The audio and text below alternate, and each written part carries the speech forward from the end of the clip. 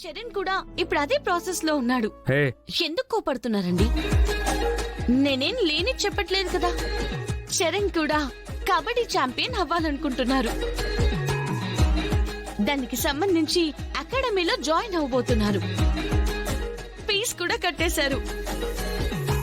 నువ్వు రన్నింగ్, ఆయనేమో కబడ్డీ. మన కాలేజ్ నుంచి 2 ఛాంపియన్స్ రాబోతున్నారు. హే నేను కబడ్డీ ఛాంపియన్ అవ్వాలనుకుంటున్నానని నీతో చెప్పానా? చరణ్, పల్లవి అన్నదానిలో తప్పే ఉంది. నువ్వు కబడ్డీ బాగా ఆడతావు. మొన్న చూశాను కదా, ఏ ప్రొఫెషన్లో అయినా మనకి టాలెంట్ ఉంది అనుకున్నప్పుడు అటు వెళ్తేనే లైఫ్లో త్వరగా సక్సెస్ అవ్వగలుగుతాం. ఆలోచించు, గొడవ పడ్డం దేనికి? మేడం మీకు తెలీదు, ఇది కావాలన్న నిరికించడానికి ఇలా చేస్తుంది. నాకు కబడ్డీ ఆడాలని లేదు. కబడ్డీ ఆడి ఛాంపియన్ అవ్వాలనే ఇంట్రెస్ట్ అంతకన్నా లేదు.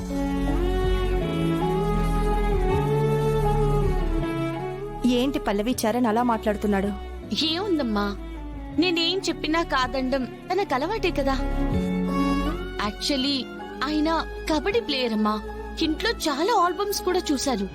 చాలా సార్లు ప్రైజులు కూడా తెచ్చుకున్నట్టుంది.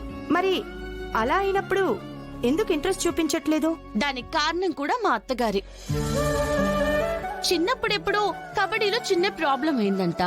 ఆ భయంతో ఆవిడ ఆయన్ని కబడ్డీకి దూరం చేసేశారు.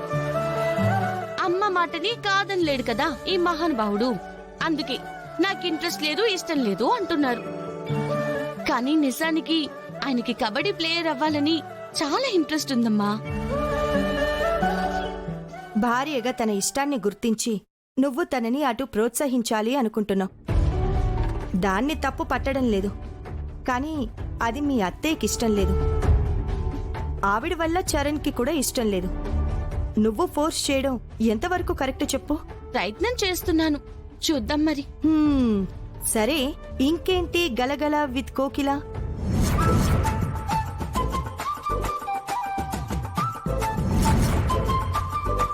అమ్మా, సూపర్ హిట్ రేడియో FM 5.5లో కొత్త రేడియో జాకీగా పనిచేస్తుంది నువ్వే కదా?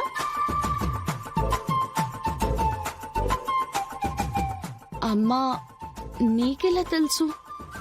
నీకెవరు చెప్పారు? ఆ ప్రోగ్రాం నేను విన్నాను.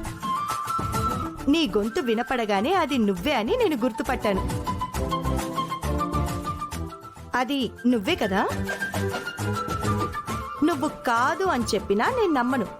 ఎంత దూరంలో ఉన్నా బిడ్డ గొంతు అమ్మ గుర్తుపడుతుంది.